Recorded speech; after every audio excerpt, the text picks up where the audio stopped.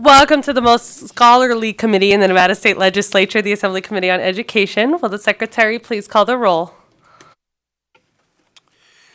Assembly members De Silva, here. Dahlia, here. DeLong, present. Flanagan, here. Hanson, here. Hardy, here. Hunt, here. Koenig, here. LaRue Hatch, here. Mosca, here. Orentlicker, here. And Chair Torres Fawcett. Thank you. Welcome to the audience here in Carson City. We do have a packed room, as well as those joining us by video conference in Las Vegas and those listening over the internet. I hear we have a large amount of followers on YouTube, so shout out to the followers. Please don't forget to hit subscribe.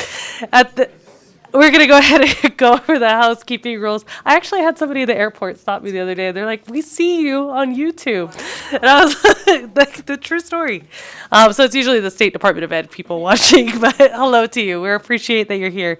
Don't forget to please silence your electronic devices. If you wish to testify, please sign in at the table by the door and provide a business card to the committee secretary. For those joining online, please be sure to mute your microphone when you are not speaking to minimize any background noise. When testifying, please turn on the microphone and clearly state your name. Spell your name and state your affiliation, if any, for the record. Then turn the microphone off each time you are done speaking. Handouts should be provided to our committee staff ahead of all meetings. We expect courtesy and interactions during our meeting, even if we do not agree with another person's position. Committee members will use their laptops to view handouts and other documents. Please do not view this as a sign of disrespect or inattention. Public comment will be taken at the end of the meeting. Each person will be limited to 2 minutes. In addition, the public may submit written testimony to the committee up to 24 hours after the hearing. Today, I think, is actually our first bill presentations here in Assembly Education. And members, we will be going out of order. So just so that members are aware, we will go ahead and start first with AB 39, and then we will have the presentation from Clark County School District. And lastly, we will have AB 48. So at this time, I will open the hearing on AB 39. This bill revises provisions governing charter schools. And then Director McInden, when you're ready. Thank you. Thanks for coming back.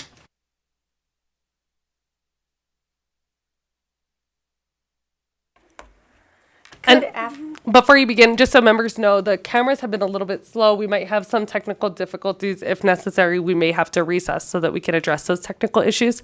But hopefully it won't happen during your presentation. Thank you. Perfect. Good afternoon, Chair Torres Fawcett, Vice Chair De Silva, and members of the Assembly Committee on Education. My name is Melissa McInden, and I serve as the Executive Director of the Nevada State Public Charter School Authority. With me today is our General Counsel, Samantha King-Powell. We are the only statewide charter school authorizer in Nevada, and we currently authorize 44 charter holders operating on 80 charter school campuses located in Churchill County, Clark County, Elko County, Washoe County, and White Pine County. I am here today to present Assembly Bill 39, which was pre-filed on behalf of the State Public Charter School Authority and revises various provisions governing charter school. This bill has 3 main goals. First, it clarifies membership and age requirements for voting members of the SPCSA board. Second, it requires each charter school sponsor to serve as the local education agency, or LEA, for any charter schools it authorizes. And third, it removes redundancies in the charter school renewal process. The SPCSA believes these changes will ensure that Nevada's charter school landscape is best positioned to be as effective and efficient as possible. I will now walk the committee through each section of the bill. Section 1 clarifies membership and age requirements for voting members of the SPCSA board. For context, the SPCSA board added a student representative in the fall of 2024. We believe student voice is crucial to the discussions of the SPCSA board. However, the SPCSA board also makes several high-stakes decisions, including potential closure of schools. With those high-stakes decisions in mind, we are proposing updates to NRS 388A.153.3 to indicate that voting members of the board must be at least 21 years old. These changes are reflected on lines 40 and 41 on page 3 of the bill, and conforming changes are made on lines 4 and 18 on page 3, lines 37, 39, and 44 on page 4. In section 2, page 5, lines 11, 13, and 15, and also on page 5 in section 3, lines 22 and 23. I tried to go slow enough for you. I hope that I did. Continuing to the next part of section 1, subsection 4, on the top of page 4, it adds some additional criteria regarding members of the SPCSA board. The proposed additional language creates extra protections against a potential conflict of interest by ensuring that no member of the SPCSA board has financial interest in any charter school in Nevada, even if the SPCSA does not sponsor the charter school. For example, if an individual were the CEO of a charter management organization that contracted with a school approved by the city of Henderson, that individual would not be eligible to serve on the SPCSA board. Moving on to subsection 5 on page 4. There are some changes regarding charter school teachers and leaders eligible to sit on the SPCSA board. As currently written, the statute allows no more than 2 charter school employees to serve on the SPCSA board. These are essential voices because they understand how charter schools operate and function on a day-to-day basis. Currently, if the school a teacher or administrator is working at has ever, I'm going to emphasize that, has ever received a 1, 2, or a 3-star rating, that teacher or administrator is not eligible to serve on the SPCSA board. However, a charter school leader who has taken a school from a 1-star rating to a 4 or 5-star rating is precisely the type of school leader whose expertise would benefit the SPCSA. To expand the pool of eligible teachers and administrators and provide these highly qualified individuals an opportunity to serve, we are proposing to update the statute to require that to be eligible to serve on the SPCSA board, the school a teacher or administrator currently works for must be in good standing in the SPCSA performance framework. This means the school must currently be rated 3 stars or above, have no financial notice of concern or breach, and have no organizational notice of concern or breach. If a school was rated 1 or 2 stars, had any financial or organizational concerns, the individual would not be eligible to serve. Next, we jump down to section 4, which begins on line 27 on page 5. Let me repeat that, page 5, line 27. I'd like to provide some context before we get into the specifics. Throughout the country, including in Nevada, school districts are designated as local education agencies, commonly called LEAs.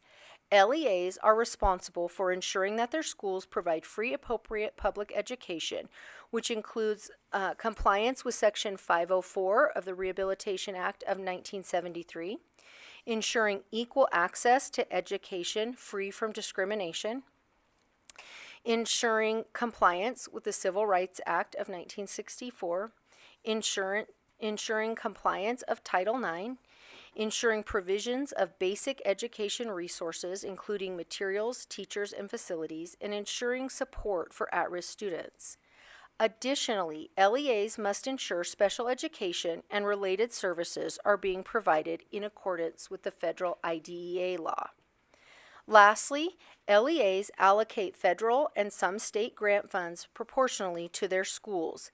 Being an LEA is a tremendous responsibility. In most states, charter schools are their own LEAs. Nevada is one of 3 states where the authorizer serves as the LEA. Clark County School District, Washoe County School District, Carson City School District, and the SPCSA all serve as the LEA for the schools each entity authorizes, and this structure makes sense. The authorizer is the entity that has oversight over these schools, can sanction the schools, and if necessary, terminate their charter contract. However, when cities and counties were granted the authority to become a charter school authorizers during the 2023 legislative session, NRS 388A.159 was revised in a way that specifies the SPCSA would serve as the LEA for the schools that any municipality authorizes. For all the reasons I have discussed, this setup will not work effectively. This was an oversight that needs to be addressed, and Section 4 of this bill clarifies the language to ensure that each charter school sponsor will continue to serve as the LEA for the schools it authorizes. Finally, Section 5 of this bill speaks to the renewal process. This is page 7, line 8. This is for schools who have been approved and are at the end of their current charter contract. They must apply to be renewed by the authorizing board. If the renewal is approved, they are given a new charter contract. Currently, NRS 388A.285, subsection 1, requires the charter school to provide schools with their performance data on or before June 30th, before the final year of their charter contract. As the statute currently reads on page 7, line 8, the schools must turn around and return the data to their sponsor in their renewal application. By striking the language "in addition to" and changing it to "other than," schools will no longer have to just resubmit the performance data the sponsor already provided and can instead submit other narrative and data they believe supports their renewal. The sponsor will continue to have access to the school's performance data and will remain that will remain the primary factor in the renewal process as specified in Section 4 of NRS 388A.245. Ultimately, the SPCSA believes these changes will fine-tune the charter landscape in Nevada. With that, we are available for any questions the committee may have. All right. Thank you for the presentation. Members, any questions? Assemblymember Mosca. Thank you, Chair, and thank you for this presentation. I'm actually going to go back to the question that I had last time you all were here regarding membership. So if you go to Section 1, it makes sense to me what you're trying to do here. But can you talk about what are the requirements for members in general to be on the SPCSA? It, of course, lists it here, but if you could talk about it and how it impacts the work. Sure. Melissa McAdam, for the record. Chair, is it okay to go direct to the individual asking the question? Yes, please go directly to the member. Thank you. Thank you, Assemblyman Mosca. So the SPCSA board, just as a quick reminder, they're responsible for approving new charter school applications. They're responsible for approving renewals, amendments, making possible termination decisions or school closure decisions, as well as approving all of those frameworks, academic, financial, and organizational. I'll let Samantha speak directly to what the membership requirements are. Thank you, Executive Director McAdam. Statute is clear about the makeup of the SPCSA 9-member authority board. NRS 388A.153 states the board members must have specific expertise in the following areas. Issues relating to elementary and secondary education, school finance and or accounting or both, management practices, assessments required in elementary and secondary education, educational technology, and the laws and regulations applicable to charter schools. The statute also requires a parent of a charter school student to be on the board, and not more than 2 members may be teachers or employed by a charter school. Go ahead. Thank you. And I think that that's just really helpful to know the full scope of what is required to actually be on there, so that you have some experience and lived experience with making the decisions. Thank you. Assemblymember Labor Hatch. Thank you, Chair, and thank you for your presentation. So my question is on a similar section. So I'm looking at the new language on page 4 about members not having a business interest of charters in this state. And I just wanted to clarify, by adding the phrase "in this state," does that mean that individuals could have business interests in charters that operate outside of Nevada and now can come in and maybe have that influence what they are doing in Nevada? Melissa Macadin for the record. I honestly am not 100% sure. I would have to, get back to you. What they wouldn't be able to do, though, let's say they had an interest in a charter school in another state, right? They wouldn't be able to serve on our board and then get that school approved in Nevada, right? So then they would have to leave the board. So could they influence what was happening in Nevada as a board member? Yes, but not to their financial benefit or gain.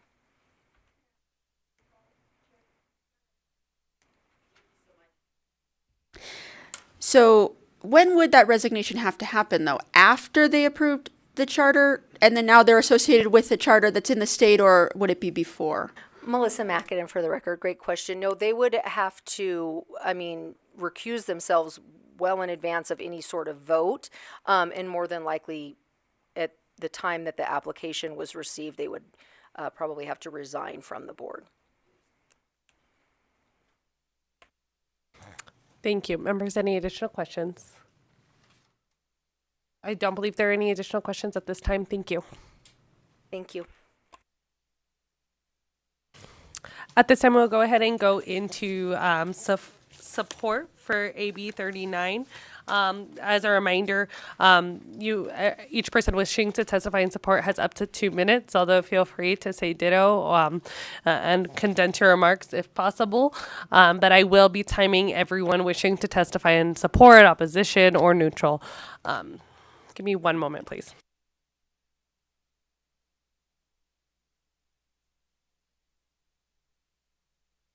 All right, please begin when you're ready. Thank you, Chair. Nicole Rourke, representing the City of Henderson. We value education and continue to invest in supporting a high-quality ecosystem for our community. The city was approved last year to serve as a charter school sponsor and has started building the infrastructure for this function, starting with launching our first application cycle earlier this year. In developing these plans, we have been working closely with the State Public Charter School Authority, using their process and documentation as the starting point for ours. While the city had not initially contemplated serving as the LEA for schools in our portfolio, we understand SPCSA's concerns regarding oversight and responsibility and feel confident in our ability to adapt our plans to fully serve the schools in our community. We will examine existing structures for school support and compliance, as well as understand the funding and infrastructure needed to build capacity to perform this function. We support AB 39 and look forward to continued collaboration and partnership with the SPCSA as we continue to explore the best path forward to serve our students. Thank you. Good afternoon, Chair, members of the Education Committee. My name is Wesley Harper. I am the Director of Government Affairs for the City of North Las Vegas. We share the same sentiments and have walked pretty much the same path as the City of Henderson, so it has our support. Thank you. Chair Torres Fast-Fawcett, to members of the committee, my name is Spencer Flanders with Tri-Strategies, representing Academic in Nevada. We're here today in strong support of this bill, which enhances efficiency, transparency, fairness to the State Public Charter School Authority. This bill strengthens governance by ensuring that voting members are subject to training and quorum requirements, streamlining decision-making processes, and maintaining accountability. Additionally, it removes over-restrictive barriers that previously limited qualifying educators from serving on the authority. By allowing teachers and administrators from charter schools in good standing to participate, we ensure valuable first-hand perspective and representation decision making. Furthermore, the bill improves clarity and fairness in financial and oversight responsibilities by designating colleges, universities, cities, counties, and local educational agencies. It eliminates bureaucratic hurdles and ensures that charter schools receive the oversight and funding necessary for success. Lastly, the bill clarifies renewal processes for charter school contracts, ensuring that renewal applications present fresh, relevant information rather than redundant data. This improves transparency for strengthening decision-making processes for the school performance evaluations. For these reasons, I urge you to support this bill, and thank you for your time. Good afternoon, Chair, Vice Chair, and members of the committee. I'm Anthony Curry, Director of Advocacy and Public Policy for Opportunity 180, a nonprofit organization working towards a North Star of every kid graduating high school, college, and career ready, prepared to live the life they dream. In support of our work advocating for high-quality public education for every student in Nevada, we advocate for good governance practices, including those that align with existing best practices and processes. In 2023, we were supportive of municipalities becoming authorizers of charter schools and look forward to additional high-quality public schools serving students and families as a result of that legislation. To ensure continuity with authorizers and existing processes, we support Section 4 of this bill, which requires sponsors of schools to stand as the local education agency, or LEA, for that school. LEAs are responsible for the compliance of their schools, including those related to academic, operational, and financial performance. This bill would help ensure continuity as the school is authorized and as it opens, as authorizers can consider compliance when they approve a school. This change would align charter schools in Nevada with district schools and the State Public Charter School Authority, and that the LEA for each school would be the entity responsible for the school's compliance. For these reasons, we support Assembly Bill 39 and appreciate the committee's consideration of AB 39.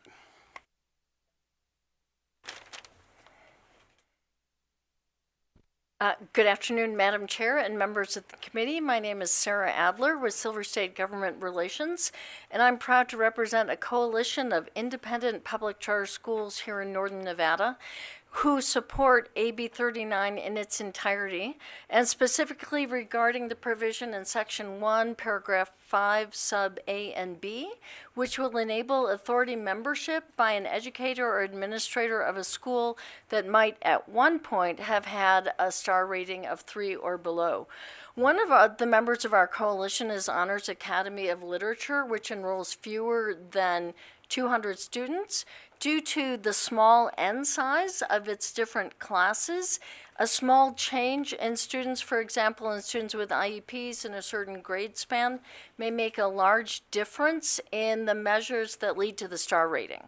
So these schools have a great experience to contribute to the decisions of the SBCSA, and it is not helpful to prevent their participation as SBCSA members.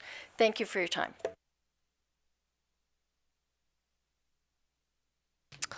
Thank you. If there's anyone else here in Carson City wishing to testify in support, please approach the stand. Is there anyone in Las Vegas wishing to testify in support? Thank you, and please begin when you're ready. We have enough seats for both of you to sit down at the same time, so if you're wishing to testify in support, you can just approach, and then one of you can go first. I believe that's Mr. Lopez. You're so hard to recognize, but whenever you're ready, please begin. Hello, Chair, Vice Chair, members of the Assembly Education. My name is Gil Lopez. I'm here with the Charter School Association of Nevada, here in full support of AB 39.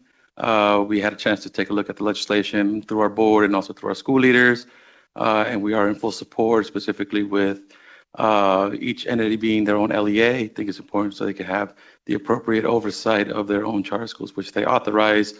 And also a big congratulations to the Charter Authority for being a model authorizer across the nation. So we're very proud of the ecosystem that we have built here in Nevada. So thank you very much, and we are in full support. Good afternoon. Thank you for your time, your service to Nevada, and for hearing my commentary.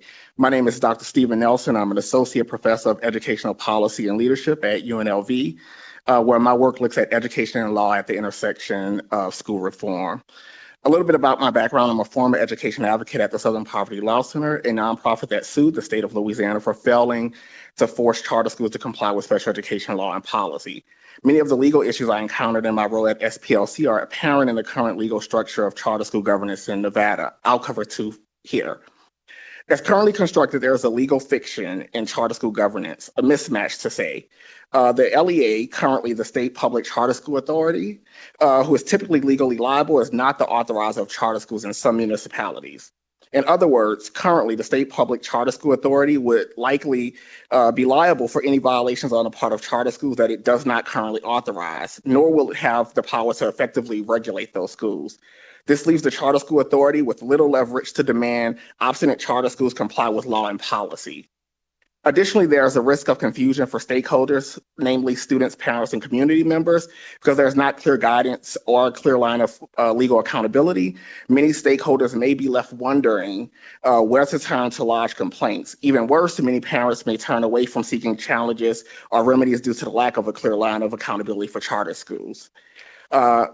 In summation, I support AB 39, particularly around the expansion of organizations that can serve as LEA of charter schools. Thank you again for your time.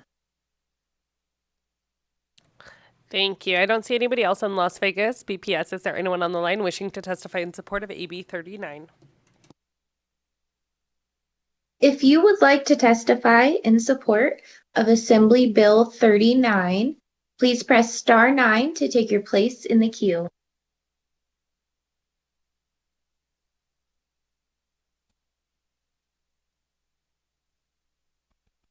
Chair, we do not have any callers choosing to testify at this time. Thank you. At this time, we'll invite anyone wishing to testify in opposition to AB 39. I do not see anyone here in Carson City. I do not see anyone in Las Vegas. BPS, is there anyone on the line wishing to testify in opposition to AB 39? If you would like to testify in opposition to Assembly Bill 39, please press star 9 to take your place in the queue.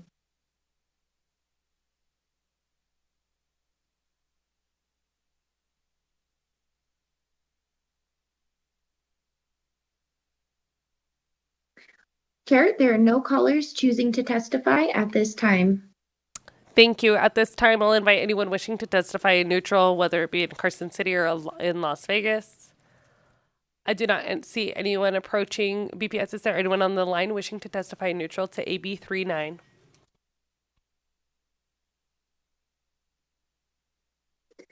If you would like to testify in neutral for Assembly Bill 39, please press star 9 to take your place in the queue.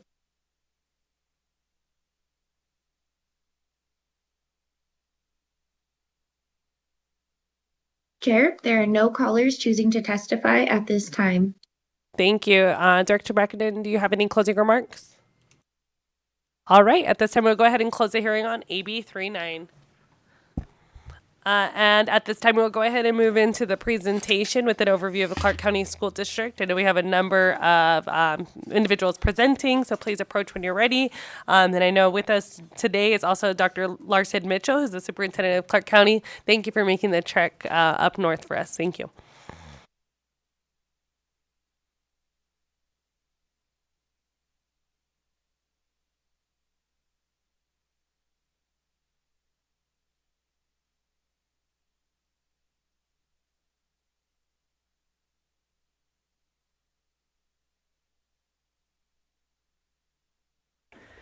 Good afternoon, Assembly members. Thank you for having us this afternoon. My name is Brenda Larson Mitchell, and I serve as the interim superintendent for the Clark County School District. Joining me today is Ms. Gutierrez, Deputy Superintendent of Teaching and Learning, and Ms. Kowal Paul, who is our Chief Strategy Officer.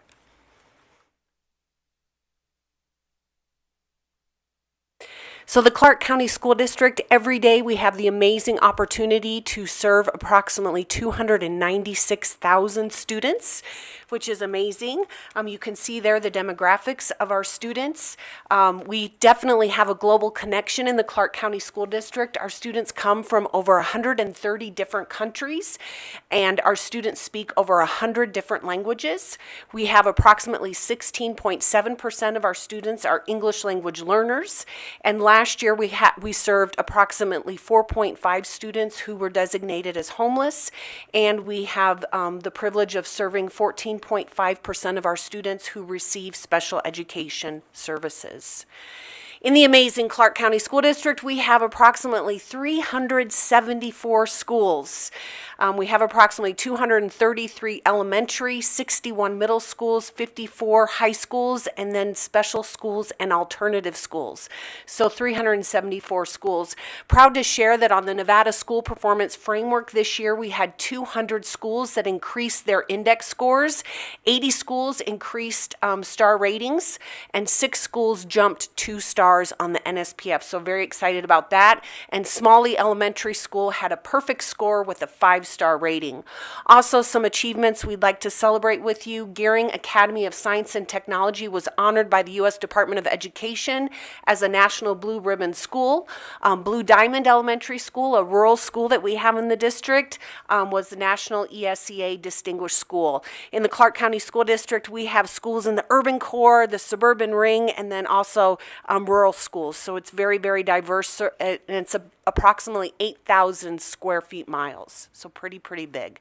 And also this year we had 41 magnet schools that earned Magnet Schools of America top honors. So very, very proud of the work that is happening in our schools. Very grateful to our administrators, our licensed professionals, our support professionals for the hard work that they do every day, showing up for our students. And speaking of our employees, we have approximately 44,000 employees in the Clark County School District, as I said, who are very dedicated, passionate in serving and supporting our students. With recruitment and retention, we do have a J-1 visa program. We have expanded that to 7 countries. This school year starting out, we had a 13% decrease in classroom vacancies compared to the previous year, and actually 23% decrease from this year to 2 years ago.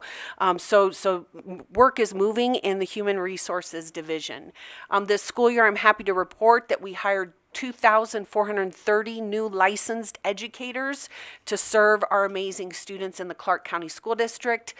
Some other achievements to highlight: Mike Patterson is a mathematics teacher at Advanced Technologies Academy. He was selected as the Nevada Teacher of the Year. And Greg Cole, Mojave High School, was recognized as the Nevada Principal of the Year by the National Association of Secondary School Principals.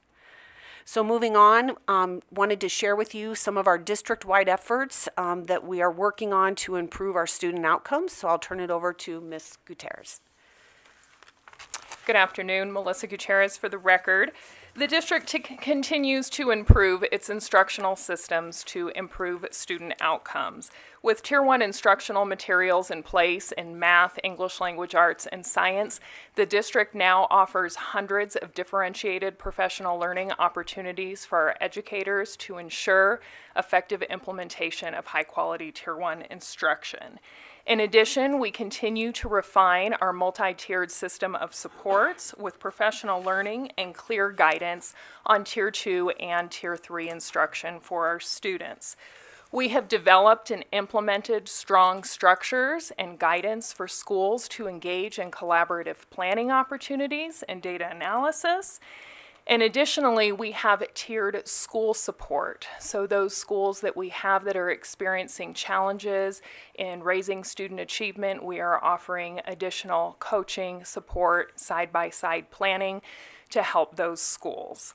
We continue to provide increased access to critical programming. We have offered over 14,000 pre-K seats this year.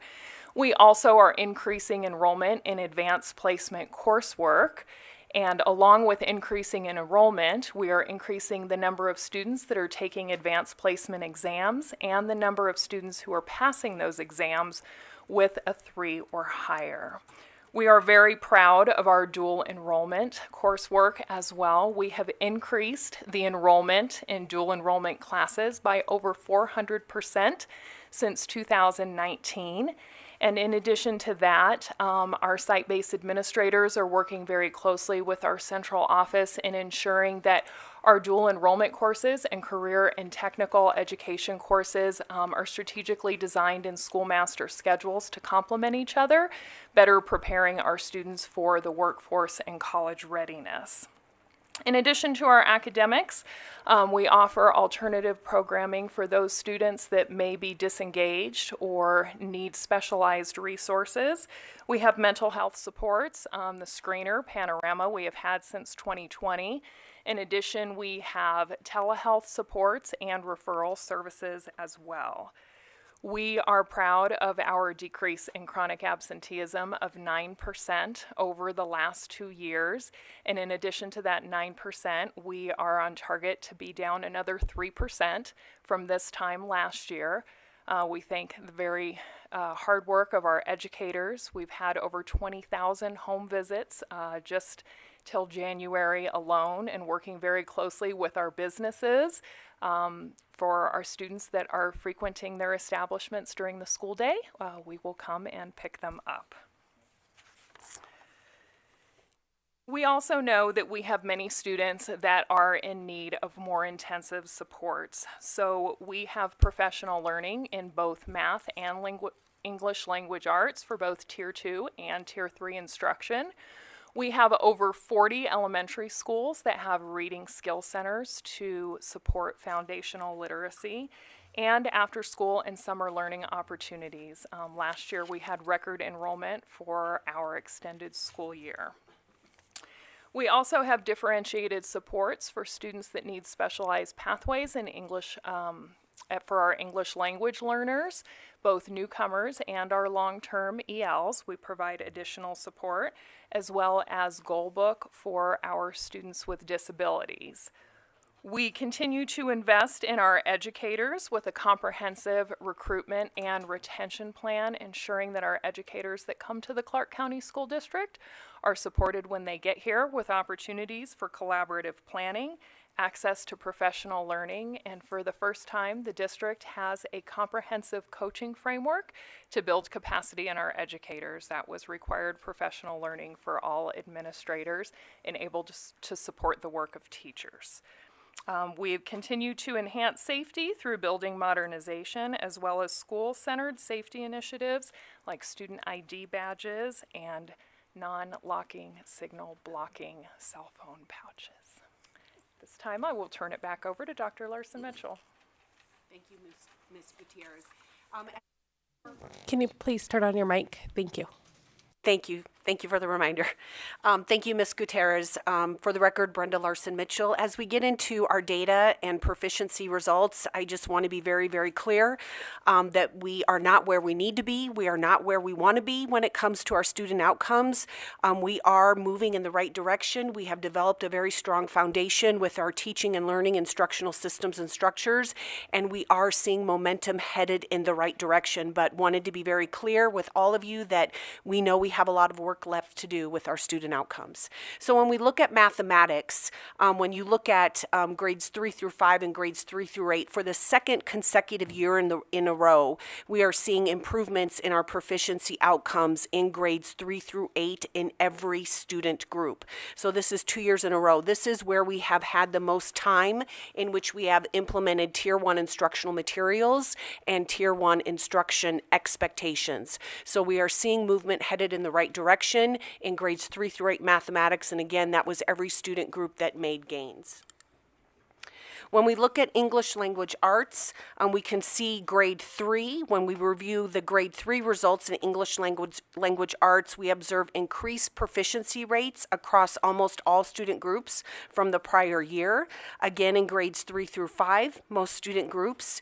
Grades 6 through 8, you can see here the year-over-year rate declined from 37.9 to 37.1, though some student groups, such as Black, African American, and Native Hawaiian Pacific Islander student groups, did improve slightly.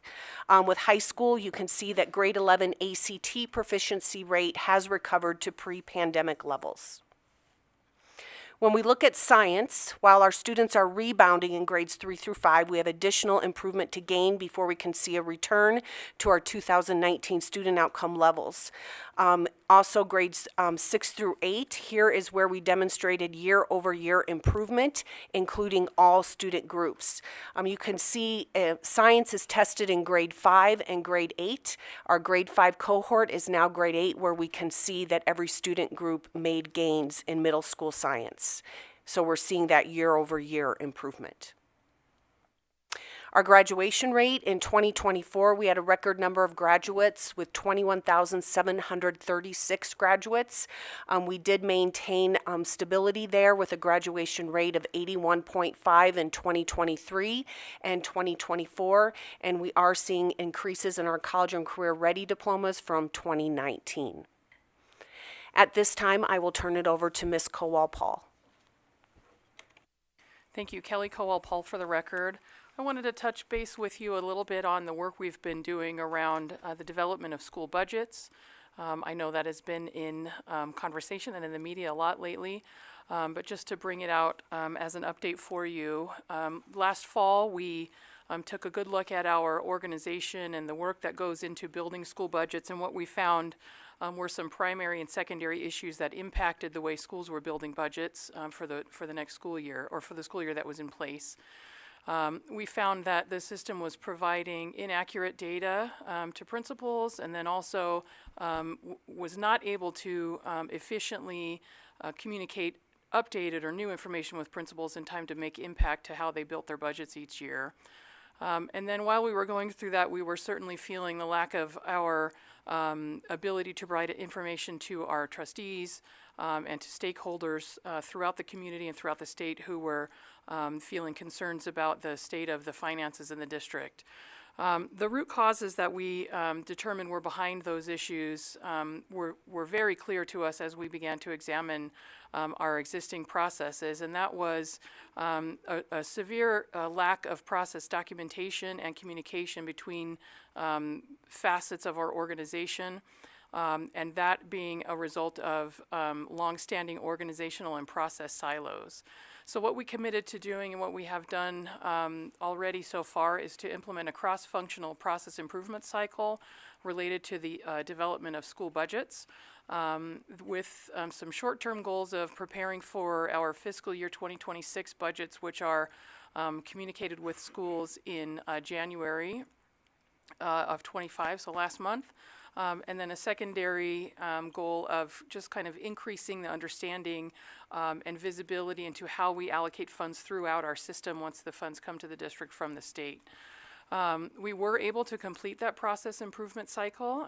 Principals received updated allocations for next year in January on time, according to that January 15th deadline that's in Nevada law. We also have been able to surface how some of those allocations are made to principals so that their understanding of how funds are allocated to schools has increased significantly, as has our ability to have conversations with principals about how we're making the decisions we're making, which will not only just serve us for this budget cycle we just finished, but also will serve us moving forward as we have continued conversations with principals, now with broader visibility into what we're doing, which was before behind the scenes.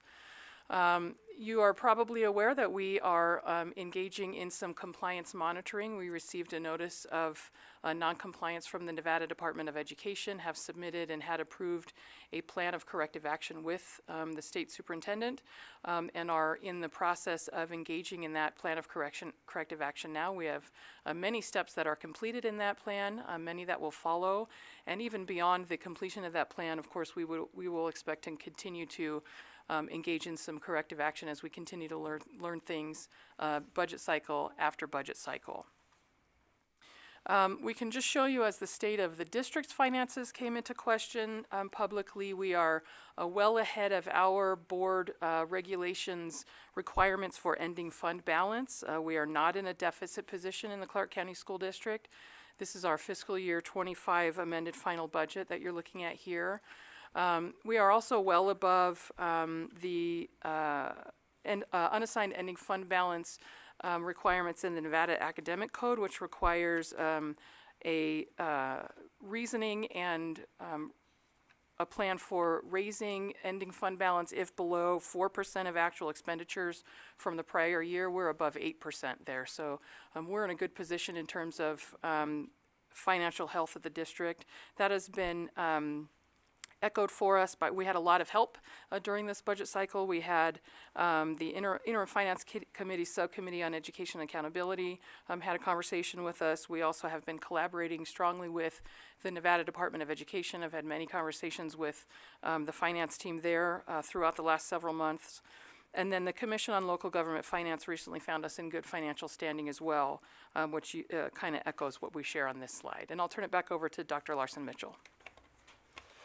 Thank you. For the record, Brenda Larson-Mitchell. Just to close us out, as I mentioned earlier, we are doing some good work. We're progressing in the right direction. We've built a strong foundation.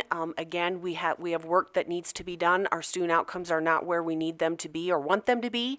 But here are some additional celebrations as testaments to the foundations that we are planting deeply in the Clark County School District. So when you look at recruitment and retention, currently we have a 96% classroom fill rate, 94% licensed employee retention rate. When you look at our instructional facilities, some things that we're proud of is the Healing Center School at St. Jude's Ranch for children. We also have 18 comprehensive modernization projects underway. As Ms. Kowal-Paul brought up our finances, would just like to share that our ESSER, so our COVID relief dollars, the Clark County School District received a little over $777 million in COVID relief dollars. We have 100% on-time obligation with those dollars, and we did receive 2 commendations from the Nevada Department of Education, one for our transparency and one for community participation. Also, the Certificate of Achievement for Excellence in Financial Reporting we have received for 38 consecutive years.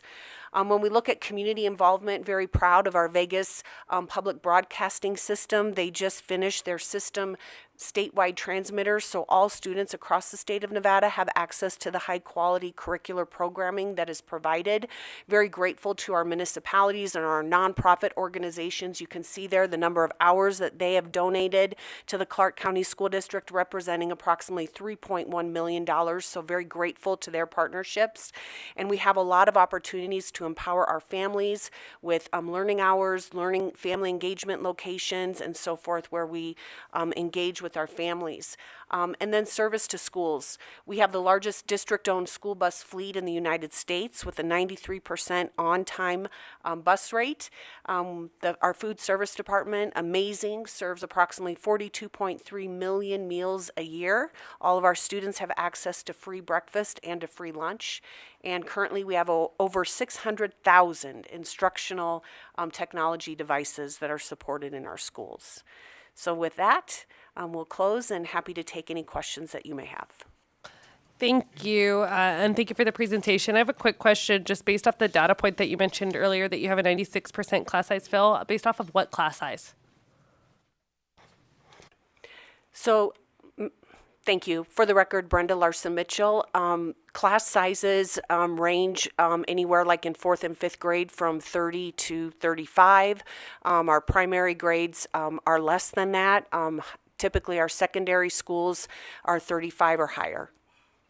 So it's not based off of recommended class sizes, it's just based off of the class sizes that exist right now. Is that correct? Correct. And Ms. Kowal-Paul, did you want to add anything to that? Sure, thank you. Kelly Kowal-Paul for the record. It's difficult for the Clark County School District to manage class sizes because of the level of autonomy that principals have in our schools with the development and implementation of their budgets because of NRS 388G. So before 388G, the district would allocate positions to schools based on the number of pupils who were there. Now we allocate funds to schools, and principals make decisions about how many positions they wish to budget. And then, of course, there's a challenge of how many positions they're able to fill, just based on the ability to hire teachers. So that contributes to that class size being different from school to school, class to class, grade to grade.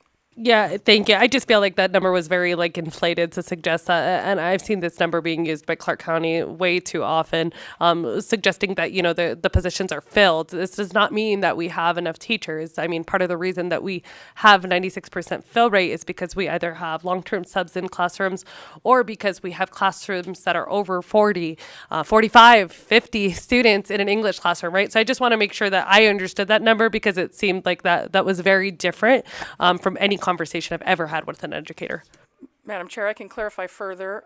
The Kelly Coapole, for the record, the district defines a vacancy because of that autonomy by principals as a position being offered to be filled by a principal. So if a principal has budgeted and is flying a position, so to speak, the position's posted to be advertised to be filled, that is how we define a vacancy. Thank you, members. Additional questions? I know we have a couple. So let me just get a range of people. So if you could just raise your hand so I can kind of... Got it. Okay, perfect. So I'm going to go ahead and start with Mosca, and then I'll go to Assemblymember Hansen. Thank you, Chair. And I'll just start us off with a general question. Thank you for this information. Thinking about the last couple of presentations we've had from NDE, Portrait of a Learner, from the state, can you just, since we're a state perspective, update us on how we're integrating all of that, that if you all are going to execute it, how is that working and how is it going?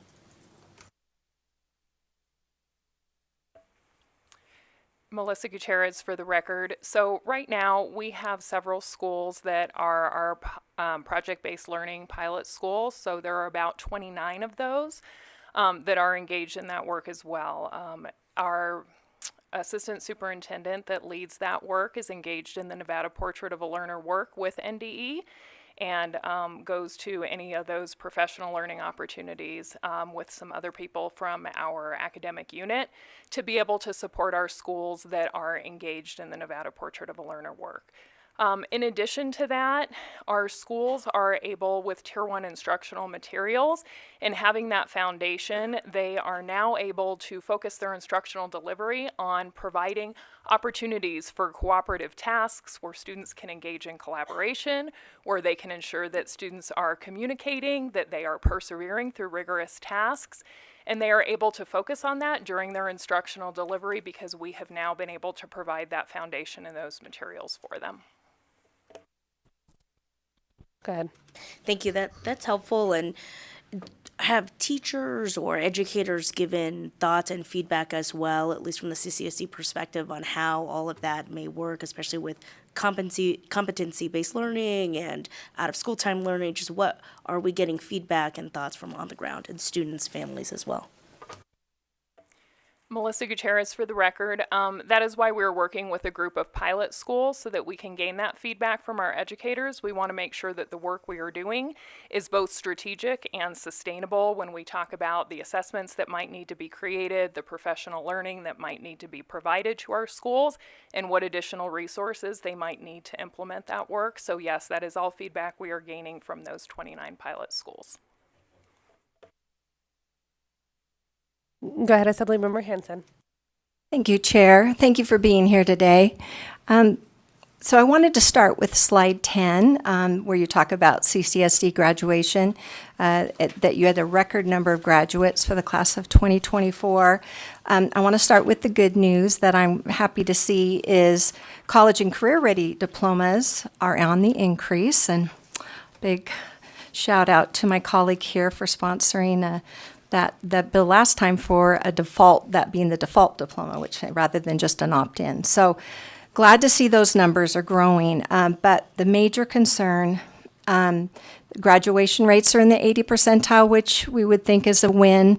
But when I look at those high school math and science proficiency, barely 20%, also reflected on the ACT because that's the 11th grade. But and then moving on to English language arts in the 40 percentile. So I'm getting to my question. So we have over 80% in graduates, but we're hitting 20 percentile barely, and then 40 percentile in English language arts. Is there a concern? I'm sure there is, but the idea of graduating in the 80 percentile when our students are 20% and 40% proficiency in the three basic areas of learning that, are key to being able to function, in society. What are we doing to address that?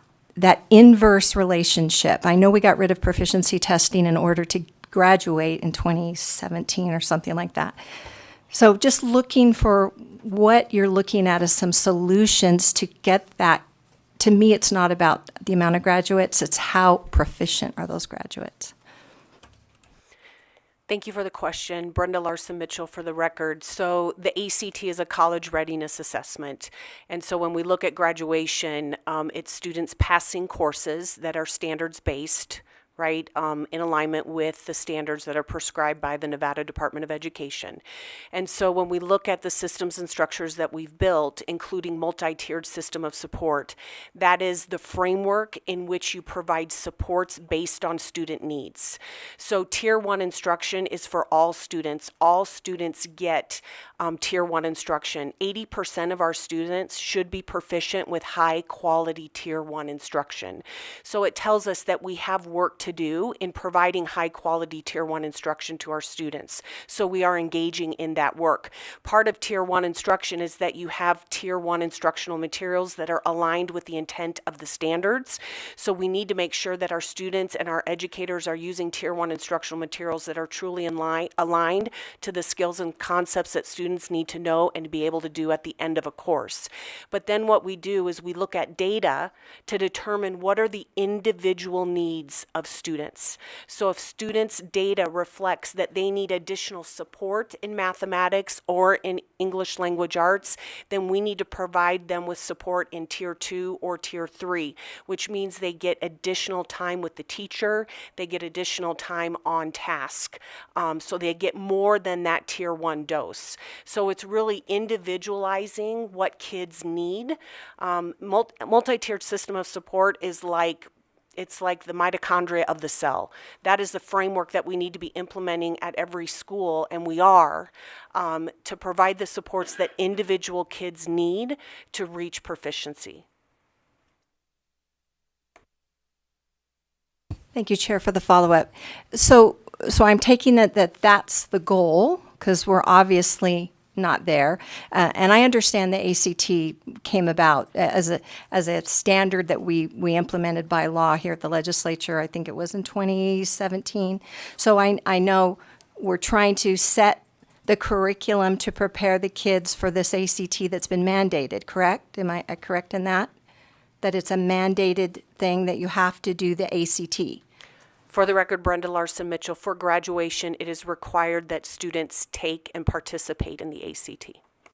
And so the hope is, and we're obviously probably not there, that the curriculum in all of our schools are going to prepare those students for that.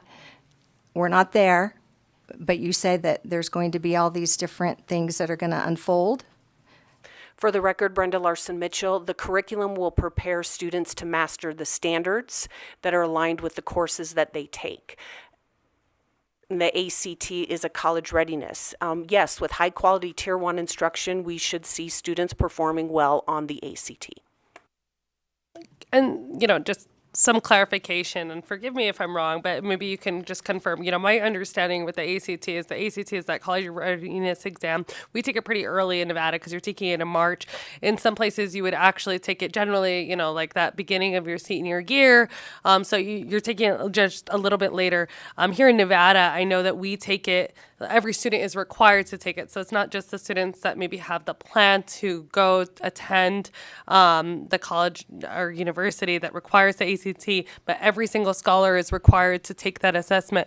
And the assessment, the ACT, is designed to assess how likely a student is to be college ready in a specific course. So for example, I know for the English ACT, if you get like an 18, that demonstrates that you would be prepared, or how likely you are to be prepared for an English 101 course at the university. So that means that the ACT does not necessarily, or I would argue it doesn't correlate to the Nevada state standards at all, right? So it's not a good measurement of Nevada state standards like how the SBACs for middle school would be for middle school standards. Is that correct? For the record, Brenda Larson Mitchell, yes, the ACT is a college and career readiness, so that's here. And then we have the standards that are aligned to the courses that students are taking. So it is not an exact match. It is a college and career readiness assessment. But again, with high quality Tier 1 instruction, our students should do well. But as Assembly Member said, with elementary and middle school, it's the SBAC assessment, right? So that's that criterion reference test that children take in elementary and middle that is tightly aligned to the standards that they are learning in English, language arts, and mathematics. Thank you. I know I have quite a few more questions. So I'm going to go first to Assemblymember LaRue Hatch, and then I'll go to Assemblymember Hardy and then DeLong. So go ahead, Assemblymember LaRue Hatch. Thank you, Chair. That's actually perfect because it was along similar lines to what my colleague just asked. And I apologize, I'll scoot around. Assemblymember DeLong, he's a little taller than I am.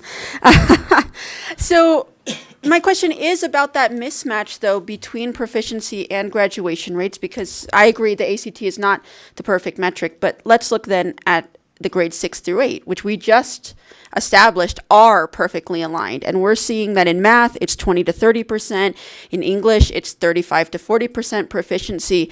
So what is happening that we are seeing 30% proficiencies and then 80% graduation rates? Is there a mismatch between graduation rates and maybe some pressure on teachers to be passing students to get our rates up versus actually getting the kids the proficiency supports that they need?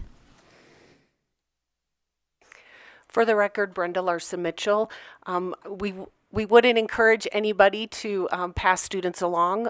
Students need to master the content within the course that is prescribed that is in alignment with the standards.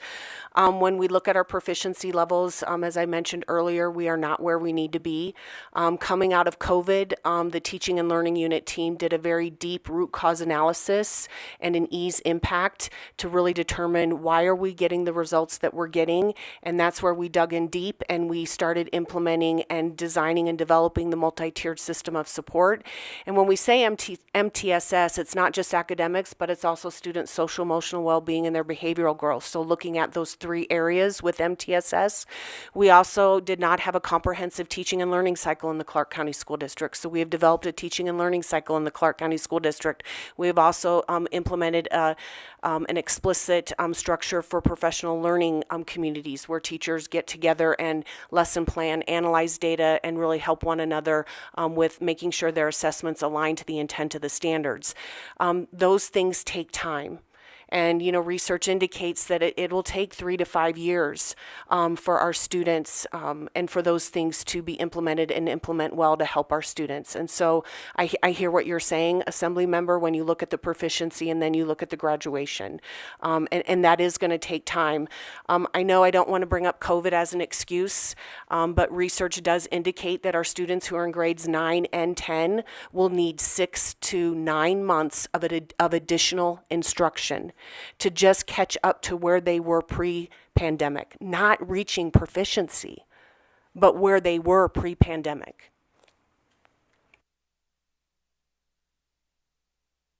Thank you so much. Thank you for that answer. So talking about MTSS, obviously as a teacher, I know what that means, and I understand Tier 1 instruction. One of the most important components of quality Tier 1 instruction is being able to support every child. And I think that a huge part of that is class size. And so I just wonder what is being done to lower class sizes so that those children can get the individualized support that they need. For the record, Brenda Larson Mitchell, thank you for the question. Principals do a great job leading their schools. Principals know their student achievement data, they know their community, and they know their students. So so principals do make decisions based on the needs of their students. So for example, I may analyze my student achievement data and I may see that my students in 3rd grade need additional assistance. I can make the decision to add an additional 3rd grade teacher to potentially lower class size to make sure that my students are being served in the way that they need to based on data, based on the needs of my students. We know that in Tier 1 instruction is where teachers provide differentiated support based on data, and so that also helps providing those small groups of differentiated instruction when those class sizes are lower. You'll see principals make decisions, very conscientious decisions in grade 9 in making sure that they offer more English language arts 9th grade classes or Algebra 1 classes where they may see that students are struggling. But again, principals can make those decisions to reduce class sizes based on the funding that they have. Thank you, and I'll talk more about that later, but I'll go to Assemblymember Hardy. Thank you, Chair, and thank you for being here. So I just kind of want to follow up on what our chair said and some of the conversations about class sizes and vacancy rates and things like that. So where are we? In the past, we know that we've had a lot of these positions were filled by long-term subs. Are we making progress there and replacing those with, licensed educators? It's great that the vacancy has decreased in the last 2 years, and you indicated there were about 2,400 new educators that were hired. So if you could just go into those numbers a little bit more as far as long-term subs, how many more educators do you think you would need to fill some of the vacancies that still exist? So if you could just give some more details about that. Thank you. For the record, Brenda Larson Mitchell.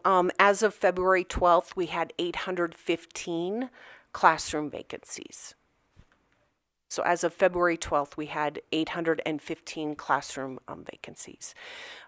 When I became the interim superintendent, one of the immediate actions that I took was I appointed a new chief of human resources, Miss Roanne Triana. She has served as an elementary, middle school, and high school principal at Western High School, El Dorado High School, Gibson Middle School, Morrow Elementary School. And so she has walked into schools where there are many vacancies, and she has a great sense of urgency with a great how. She's pulled together a group of very diverse educators, including administrators and licensed professionals within the district. We're in the final stages of our very robust recruitment and retention plan. We've not had a solid plan of recruitment and retention in the past, so she has done a lot of hard work in HR, and the HR team is working very, very hard. We've restructured the TATS, the talent acquisition team, did not have a direct connection to the recruiters. We bridged that gap. And so there are things that we have, some conscientious things that we have changed in human resources because we know that every child deserves a licensed educator in front of them, and children need to see themselves in their educators. So part of that plan is also how do we recruit a diverse workforce for our students. I think that all sounds great that you're making progress, which is a good thing. And could you do you have the number of long-term subs that you're still using? For the record, Brenda Larson Mitchell, I don't have that exact number, but I'm happy to get that to you. Thank you. And could you also get us the amount of licensed teachers that you all had 2 years ago, last year, and this year? Because I'm interested to see if there's an actual increase in the number of licensed educators in those classrooms. Thank you. At this time, we'll go to Assemblymember DeLong. Thank you, Chair. I'm going to take it in a little different direction. I want to refer to slide 11, which had to do with the title of it's the school budgeting process improvements. In your presentation, you had mentioned a corrective action plan that was being worked on. Wanted to know what's the schedule for completing that plan and delivering it? And then what's the schedule for implementing the plan? Kelly Cole-Paul for the record. Great question.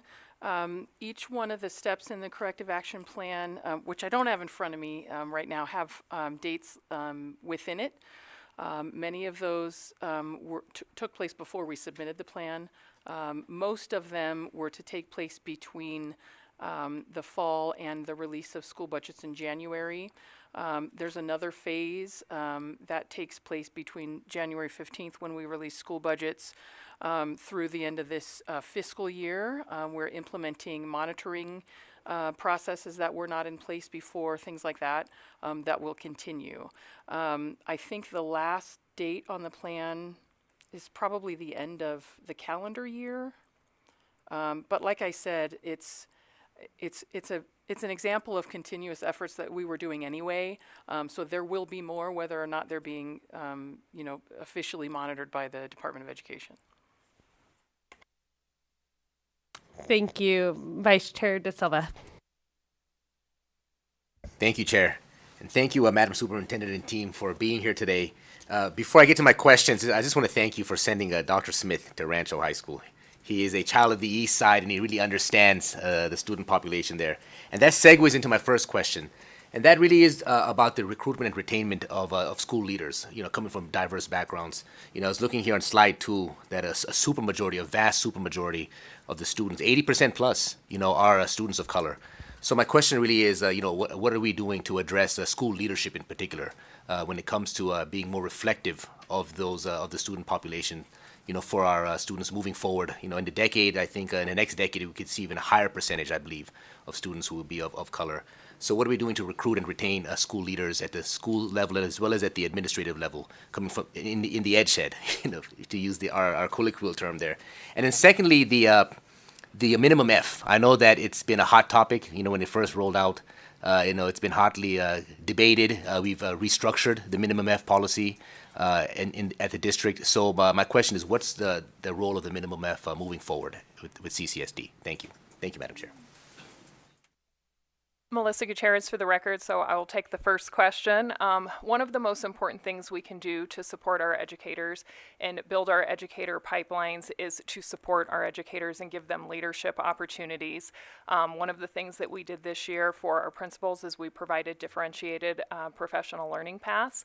We encourage them to provide those opportunities to their assistant principals as well, to give them opportunities to be leaders.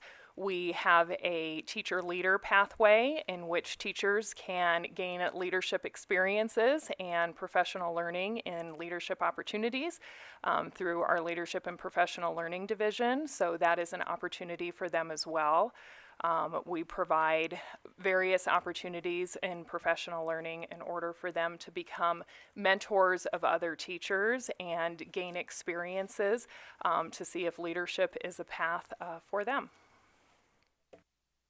And I have a quick follow-up to that question. So regarding the leadership programs that you have, how many graduates of these programs, specifically the leadership program that is required for administrators within CCSD, what does the demographics of that pool look like? For the record, Brenda Larson Mitchell, the last entry for admin pool that I presented at, there were over 100 individuals within that pool. I'm happy to get the breakdown of the demographics for you. Thank you, because I've heard a number of complaints with that poll just not being even reflective of the teacher program, the teachers within the district, right? So at a minimum, the leadership candidates should look like the education population. But that all being said, we know that one of the biggest indicators for success for students and educators is that we have an educator of color that looks like the community that they're serving and representing. So I think that there's really only a handful of Spanish-speaking administrators, which I think is a grave concern when we know that 50% of Clark County School District is Latino, and we also know that many of those families speak Spanish. So, there should be a targeted and constructed effort to make sure that the administrators look like the population. And I actually think it's gotten more challenging for diverse candidates and not easier. And that's definitely a concern. Members, additional questions? Oh, go ahead. Sorry. Melissa Gutierrez for the record. So to address your second question in grade reform and the minimum app, we want to make sure that all of our students have an opportunity to show what they know. Sometimes there is an assessment or a summative task that they may not do well on, and that score could follow them for the entire quarter. It can challenge their motivation when it is difficult to recover from having a score of a 0 in the grade book. We want to make sure that they have opportunities to receive intervention and support and master the standards that they were assessed on and be given another opportunity. Our goal is for them to master the content for that particular course, and so giving them multiple opportunities to do that is the goal of grade reform. When they have a 50 instead of a 0, they still have an opportunity to recover from an assessment that they may not have done well on. Assemblymember Flanagan. Thank you, Madam Chair. Thank you for your presentation today. My question brings us back around to student performance. And we've had a lot of conversation about the proficiencies and the scores.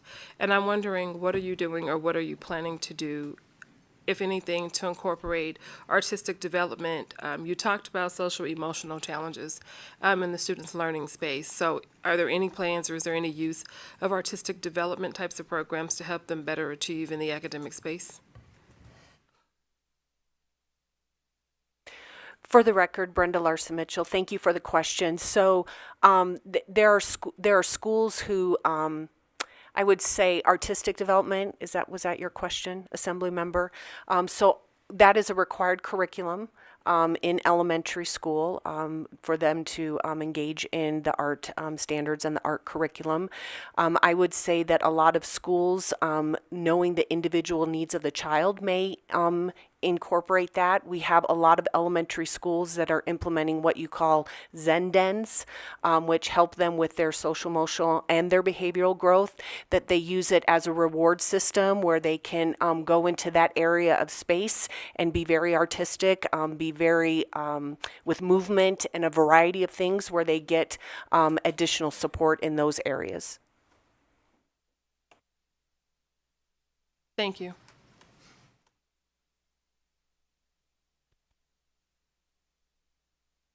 Members, any additional questions? I do have one final question. Before the session started, I did have the opportunity to meet with a number of administrators.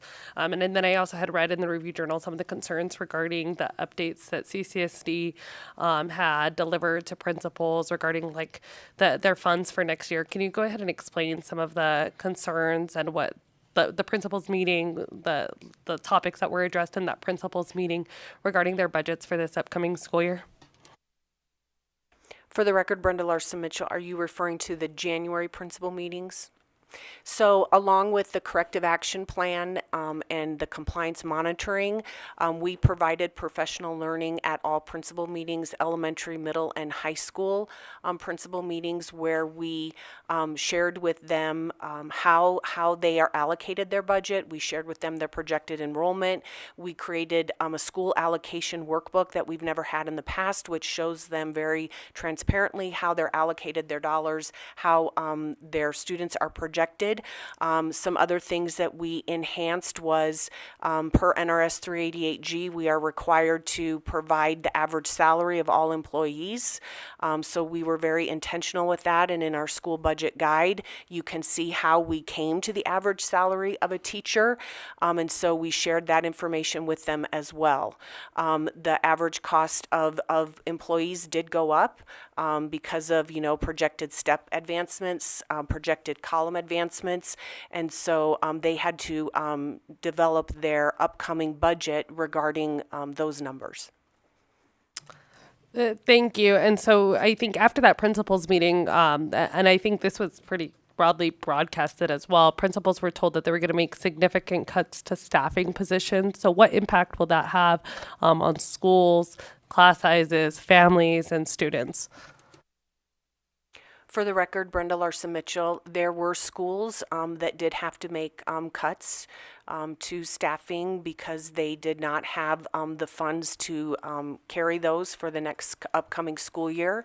The rest of this school year, we will participate in voluntary transfer, where teachers can find homes or support professionals for the upcoming school year and administrators. And then if needed, we will have a surplus process this spring. Thank you. And I'll be considering to follow that. I've heard just for a number of concerns with some of those changes. And I think some of them were put into the NRS, right? But then also there's, I think, when it gets communicated down to the principals, it also looks different as well. And I know that there's been some challenges with very specific schools with some of those cuts, and I think that the district has a responsibility to do a better job supporting them as well. At this time, members, do we have any other questions? I don't believe that there are any, so we will go ahead and finish with the presentation. And then we will go ahead and open the hearing on AB 48, which revises provisions related to bullying.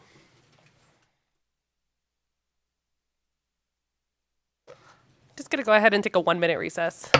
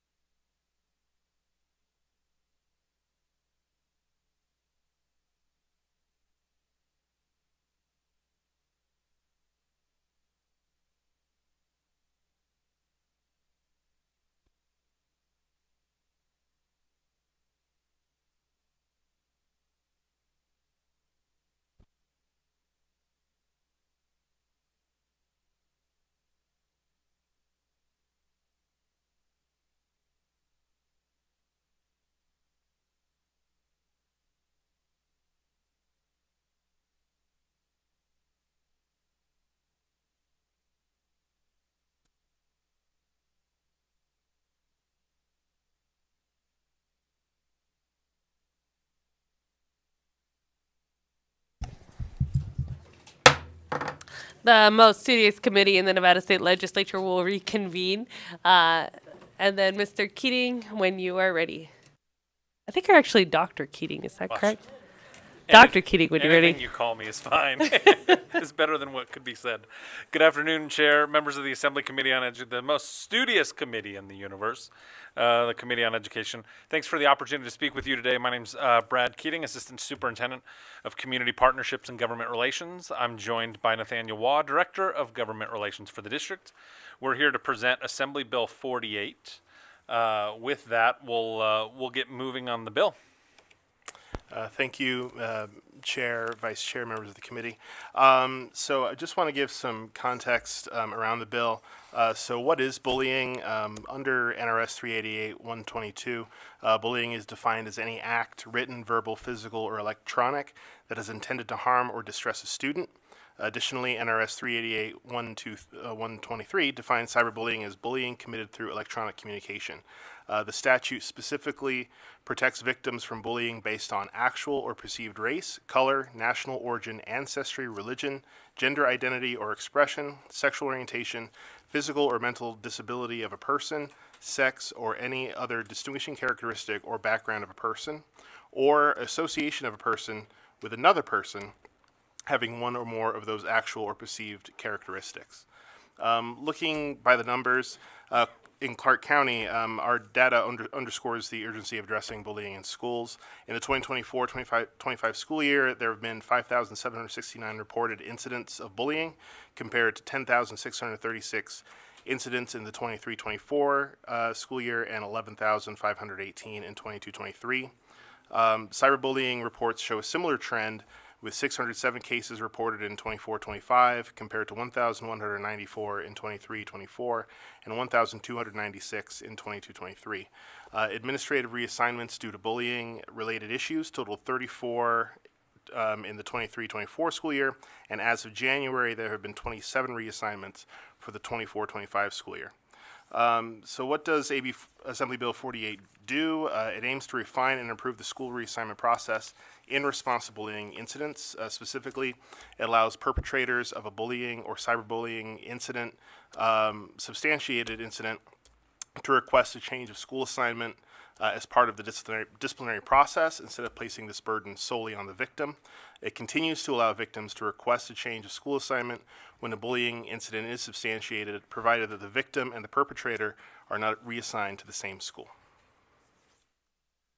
So it's Brad Keating for the record. It's important to note that the provision ensuring the victim and perpetrator are not assigned to the same school only applies if both the victim and the perpetrator request a school change. Also wanted to let the committee know we are working and engaging with stakeholders to explore potential changes and improvements to other sections of this relevant chapter.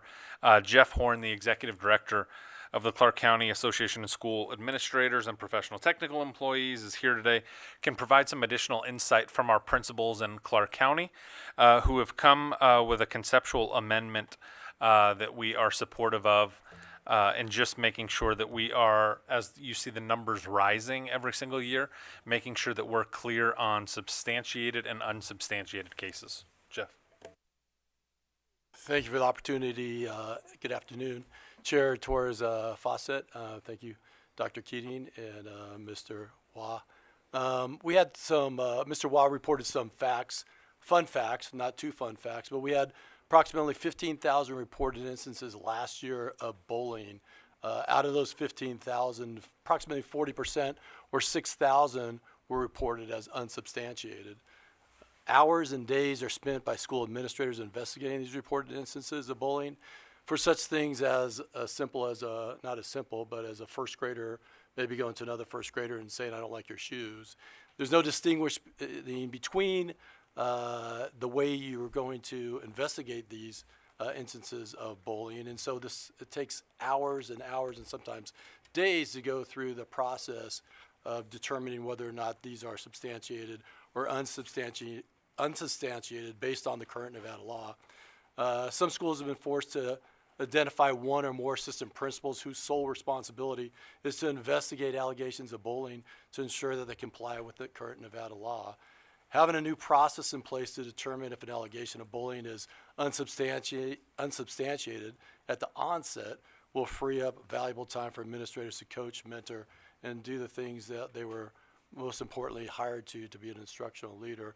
So we are working with the Nevada Department of Ed to write into the law to approve a process where at the onset of a bullying situation that you can quickly determine whether it's unsubstantiated or not. If it's substantiated, go through the process. If it's unsubstantiated and you can safely handle the situation, talking to the students, the parents, counseling, working through the situation as it occurs, it'll alleviate many things that are determined to be out of those 6,000 unsubstantiated cases from last year. And so that's what we're proposing. Thank you. And so before we get into questions, Mr. Brisk, just to clarify, so the amendment would be to have NDE to create a policy for that? To approve a policy or a process, I should say, with input from administrators to work on that. Currently, we have some administrators working on a process. Hopefully, that process would be sufficient to be approved by the Nevada Department of Ed. Okay, and do you have a timeline, or are you going to continue to work with the bill sponsor on the details for what that would look like in NDE? Yes. Yeah, Jeff Horn for the record. Sorry, I didn't introduce myself at the beginning. Yes, we're continuing to work with CCSD and Nevada Department of Ed to develop a process and eventually have that approved by Nevada Department of Ed. Okay, thank you. That's helpful. And this is conclude the presentation. All right. Members, any questions? I know I have a couple, so I'll go first to Assemblymember Dahlia, and then I'll go to Assemblymember DeLong. Thank you, Chair, and thank you for your presentation. I have one quick question about reassignment. I see is supposed to be in connection with consultation with the parent. It doesn't specify exactly what that consultation consists of. So what degree of control do parents have in the reassignment process, both on the victim side and perpetrator side? Thank you. Nathaniel Waugh for the record. Thank you, Assembly Member. So the way the current process is when there is a substantiated incident of bullying, if a student is going to change schools, it has to be the victim, and it's at the request of the parent and the victim, and they'll communicate with the district that they are no longer comfortable with their student being at that school, and then the school would accommodate that change. It's important to note that these students are also, these victims are also responsible for transportation, everything that goes with changing schools, that family becomes responsible for. What this envisions is shifting the primacy of that process over to the perpetrator as part of that discussion as far as discipline goes. So it wouldn't necessarily be, so right now a student is suspended or whatever the case may be, and then, if they were a bully, and then they just go back to school. This would add that as another opportunity for administrators to work on correcting that action, rather than just kind of saying, okay, I hope you learned your lesson now get back there. And then it also preserves the option for whatever reason, a family may not want their student to go back. They, just because there was an incident of bullying, there could have been 5 bullies, but only 1 was punished. They may have concerns with how the investigation happened, and they just want their student out of that school. So this preserves the option for the victim and their family to make that decision as well. Thank you. Assemblymember DeLong. Thank you, Chair. Thank you for the presentation. I may be a little slow on this, but I need a little more clarification on the conceptual amendment. Are you looking at enabling language to be put into this bill so that the Department of Education can develop the policy, or am I missing something? Jeff Horn for the record. Thank you for your question. Exactly, that there'll be a process put in place that the Nevada Department of Ed would approve to allow something at the onset of an allegation that it could be unsubstantiated or not. If it can't be unsubstantiated, then go through the process that we currently have in place. But if it's a situation that it obviously is going to be unsubstantiated, we'll have a process put in place to keep students safe and still address the situation without going through the full process that we have now. Chair, a quick follow-up. Again, maybe I'm just being slow. Are you looking for enabling language to develop the process as a policy, or are you looking at putting that process in statute? I want to know what we're going to see in the bill. Enabling language. Okay, yes. thank you. Thank you. Okay, I have a couple questions more. So I have Assemblymember Mosca, then Lou Hatch, and then I'll go to Assemblymember Hardy. Okay. Thank you, Chair, and thank you for this, for what we're trying to do here to fix what's currently happening. So as you know, a question I'm going to ask is around foster kids. So we know for foster kids right now are able to stay in their school of origin as outlined in NRS 388E.105. So how would this impact that? Would they still have that process first before this, or just how do you see that working together? Nathaniel Law for the record. So we don't envision any change to that process for foster students, just because it's so important for them to be able to have that continuity. And again, these are things that are done in consultation with the parents. If they're the perpetrator of bullying, the parents are involved in that, and if they're the victim, the parents are involved in that. So we're not just gonna take a student and send them somewhere. There's going to be a conversation around that. Great, thank you. I appreciate that. Thank you, Chair. Assemblymember Lou Hatch. Thank you, Chair. Thank you for being here to answer these. So my question is just if this is meant to bring justice to the process and meant to make it more fair for the victim, I'm just wondering how this brings that about when the perpetrator's parents could just say no to a change and then they just stay there and potentially continue to victimize this person or others. So how does this dramatically improve the process? Nathaniel Law for the record. Thank you, Assemblymember LaRue Hatch. So what this envisions doing is it's an option that it will exist in that disciplinary conversation. So if so it's kind of a if it's a perpetrator of bullying, the student is told because this happened, you can change schools and involve the parents in that. But it also exists as a tool to where if whatever the incident is so bad, or there are other, if this student has been bullying a lot of other students, then it exists as something that we could, the option would be, either expulsion or you change schools kind of thing. It's just to give our administrators a more kind of robust, a robust kind of toolbox to address this, but also to prevent or to stop victims continuing to be victimized by having to, like in addressing Assemblymember Dahlia's question, it's bad enough a student is a victim, but then they have to come up with transportation and do all these other things. So it's meant to preserve a student being able to stay at school if they're a victim, but then it's a tool for administrators to reassign bullies, and then depending on the severity of those incidents, then that would be a conversation that an administrator would have to impress upon the parents. Thank you. And then my other question, or my follow-up question to that is, let's say the perpetrator is reassigned schools. Does that record follow them to the other school? Will the new school be informed of the bullying incident? Nathaniel Law, Director of Criminal Relations. Thank you, Assemblymember. Yes. When a student would be reassigned under this scenario, that student will go to a new school, and the administration would be made aware why that student was being transferred. Assemblymember Hardy. Thank you, Chair, and thank you for being here.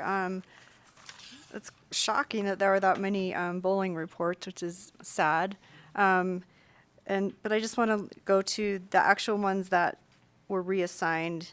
Was 27 and 34 students. So this kind of dovetails off my colleague's question. So let's say, the victim asked to be reassigned, the perpetrator asked to be reassigned, then let's say the victim, now that perpetrator's gone, could they ask to go back? And then does this follow these individuals, these students? Like say a bullying incident happened in elementary school. Now they're going to middle school and they end up in the same school. Can they say I don't want to be in the same school as that person? Does it like extend? Nathaniel Law, for the record. So I think the reassignment is tied to the incident. So if an incident happens in elementary school and the student is reassigned, if they somehow end up in the same middle school, if another incident happened there, then that student would have the option, if it was investigated and substantiated, to request a reassignment. As far as if the students, if the bully's reassigned and the student wants to go back to that school, the way that we envision this process is it's kind of it's linear. So the bully, so an incident is substantiated, that conversation happens with the bully and their parent, and as that investigation goes on. And then, so if that bully decides that they want to change schools, the victim would know about that before they made that decision to seek a reassignment. So whether the bully was leaving or whether the victim wanted a reassignment, that would take place after the incident was handled with the bully and their family. Okay, thank you. Yeah, I was just wondering how much, like moving and around and stuff was going on. Thank you. Assemblymember De Silva. Thank you, Chair. Just got a quick question. Hopefully I'm not starting a hornet's nest by asking, pushing one over by asking this question. But the student, victim or perpetrator here, if they are, moved to a different school and they do move, how would it affect their NIAA participation and eligibility? Is there an effect with that move? Thank you. Well, we have a bill on that, so that could all change. So join us again Thursday for more.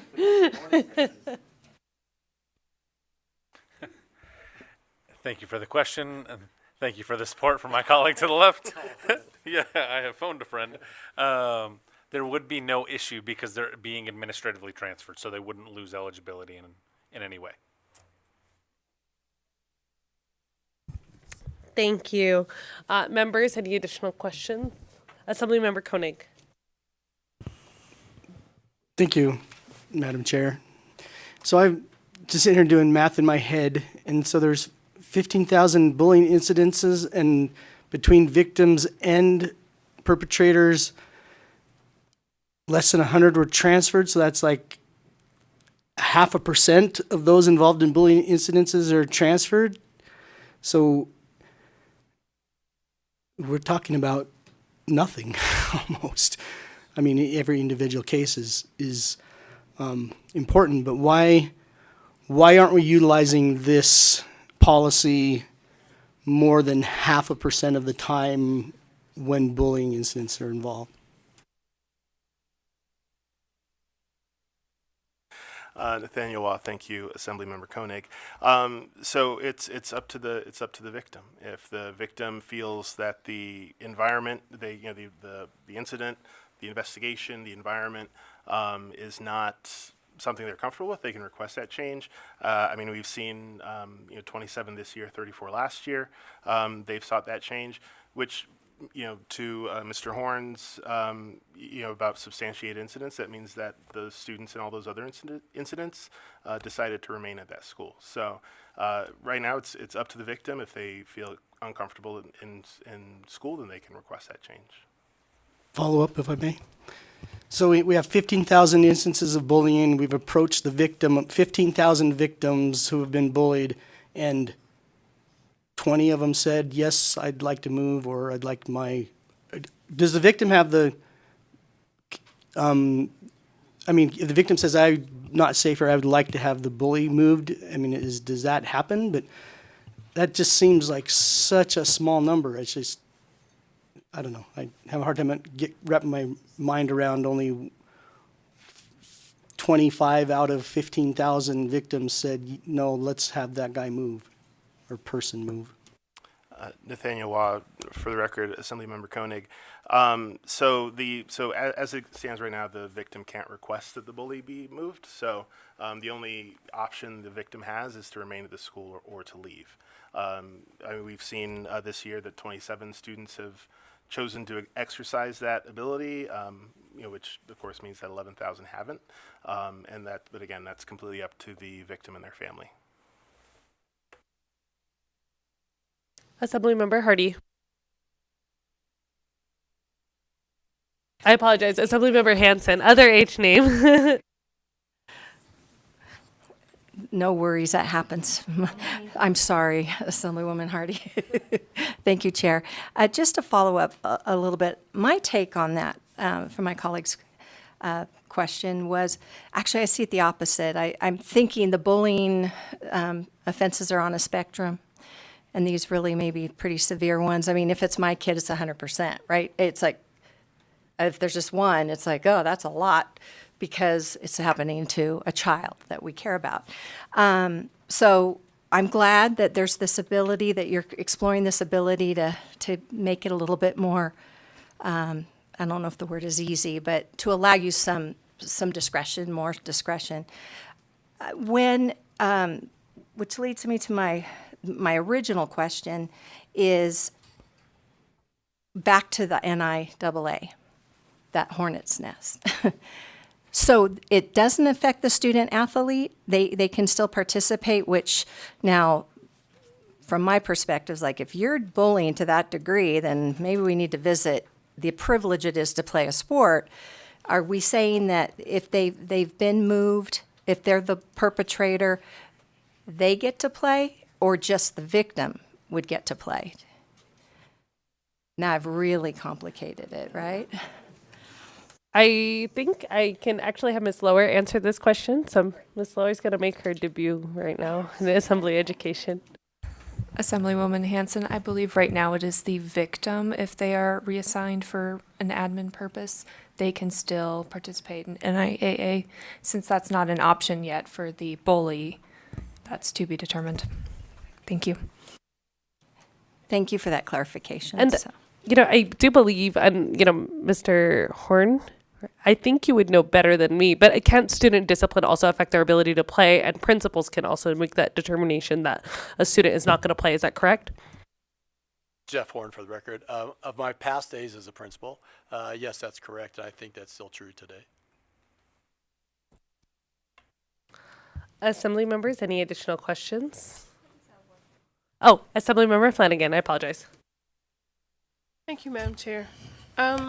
Since the policy allows for the victim to change, and we know that all schools aren't created equal, and I suppose this is, you feel there's less retaliation if the victim makes the choice versus if you investigate it and find that the bullying is substantiated and it's significant. It's almost as if the consequence isn't to the perpetrator. In a way, the consequence is to the victimized child, because they have to uproot their life after they're already the victim of the bullying, change schools. And if they've chosen a school for academic reasons, or the bullying is tied to academic excellence for whatever reason, because we all know kids are bullied for a lot of reasons, but in those cases, their life is uprooted. The predator stays where they are. Do we look at how many offenses a predator has? Because if you bully one, you bully more than one. Nathaniel Waugh, for the record, Assemblymember Flanagan. So to your point, the Board of School Trustees, when they were deciding on the two BDRs that we would submit, your point was exactly one thing that they reiterated was that it's not fair for a victim to have to uproot their life while a bully just kind of, whatever that punishment is, and then just kind of goes back to continue what they were doing on campus. So the other part of your question, as far as the disciplinary process of if an individual is a habitual bully, again, there's a disciplinary process that can involve expulsion, suspension, things like that, on-campus discipline, off-campus discipline. But as far as what statute allows us to do right now, there's not an option for a bully can always be reassigned, and the parent can always do that. But the way that the statute's written right now is the only time that has to be honored in coordination with a bullying incident is if the victim requests that. And so this instead slides that over to the bully to say, it's no fault of this individual for being a victim. Their only crime is being a victim, and so there's no reason they should be punished for being a victim. And it slides it to the onus to uproot their lives and do all that kind of stuff to the bully. I hope that answered your question. Thank you. Members, any additional questions? And just for a point of clarification, can you clarify about the behavior discipline reports? My understanding is that behavior discipline reports would also transfer from school to school. And my other understanding too from the principal side is principals are pretty quick to call each other and let them know hey, you have this student coming, just make sure you look at the report. But my understanding is that those discipline reports, so if a student has 50 suspensions or several bullying incidents, those all transfer from student to student. Is that correct? Jeff Horn for the record. Thank you for the question. Assemblymember Torres Fawcett. I am not with the Clark County School District anymore. I represent the Administrators Union, but I can tell you again in my former role that that's in IC, Infinite Campus. And so once that student is enrolled at that school, they can view it, see the disciplinary records, and are able to determine what history that student has as far as disciplinary action. And they're aware if they're being transferred, the reasons for that. Thank you. I appreciate it. Members, any additional questions? Doesn't appear so. Thank you so much for the presentation. Thank you, Mr. Horn, who knew you were going to be the expert testimony we needed today. At this time, I'll go ahead and invite anybody wishing to testify in support of AB 48. As a reminder for members of the public, please make sure if you are wishing to testify that you come up to testify and please state your name and spell your name if possible, and then you'll have your 2 minutes. I do not see anybody here in Carson City. I'll go ahead and wait. I just hear a lot of movement right now.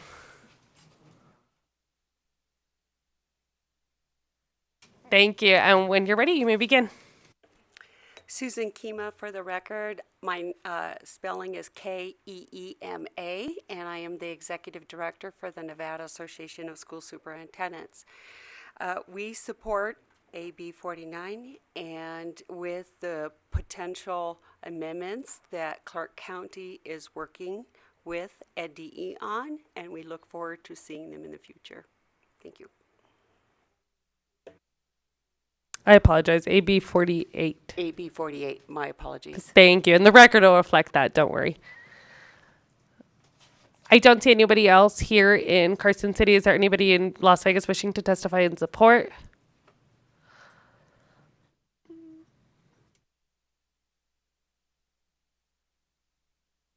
Good afternoon, Madam Chair, members of the committee. Stephen Collin for the record, Legislative Liaison for the Governor's Council on Developmental Disabilities, appearing this afternoon as an individual. I also support the bill with not only the amendment I've submitted that I'm willing to work with the district on, but I'm also curious to see the amendment proposed by NDE and working through both. Thank you. Thank you. It doesn't look like there's anybody else in Las Vegas. BPS, is there anyone on the line wishing to testify in support of AB 48? Thank you, Chair. There are no callers to provide testimony at this time. At this time, I'll invite anybody wishing to testify in opposition to AB 48. I don't see anybody here in Carson City. And I do not see anybody rushing over in Las Vegas. BPS, is there anyone on the line wishing to testify in opposition to AB 48? Thank you, Chair. There are no callers to provide testimony at this time. At this time, we'll go ahead and go to neutral. I do not see anybody in Las Vegas or in Carson City wishing to testify in neutral to AB 48. BPS, is there anyone on the line wishing to testify in neutral to AB 48? Thank you, Chair. The public lines are open and working. However, there are no callers at this time. All right. At this time, I'll invite CCSD. They're good. They don't need any closing remarks. So we'll go ahead and close the hearing on AB 48.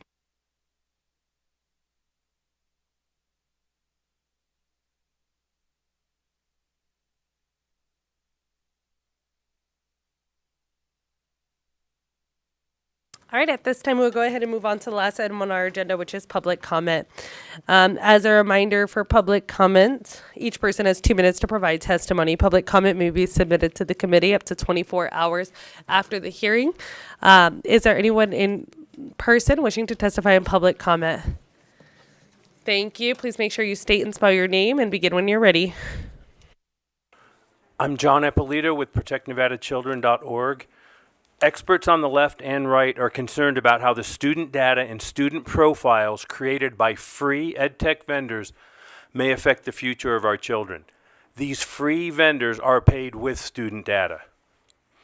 Students could use the free EdTech vendor software Edmodo for all their subjects, plus there's an embedded social media platform. There were at least 75 million U.S. students using Edmodo, and experts believe they had the most student data and richest student profiles of any of the free EdTech vendors. Parents will never see any of the student data or student profiles Edmodo created about their children. In 2018, Edmodo was sold to the Chinese. We begged WCSD to inform parents. They refused.